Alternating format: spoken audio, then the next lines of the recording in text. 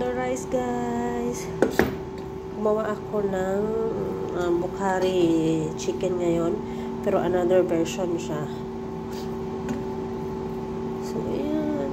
Perfect siya. Naglagay lang ako ng basal. Hanggang sa maging golden brown siya. Tapos, naglagay ako ng carrot. Tapos, pwede nyo siyang lagyan ng sibig or pasas.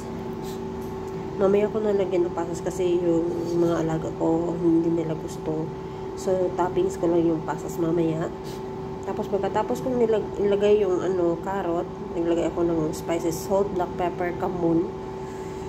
Tapos, mix ko siya agad. Tapos, naglagay din ako ng mga hard spices like hale, mismar, and darsin.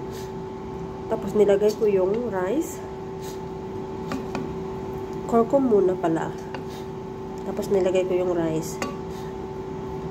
Tapos, mix ko siya. Tapos, nilagay ko siya ng water. Tsaka ko na siya tinakpan pag na yung water. Hindi na siya marami. So, ayan, perfect na perfect yung walang guys.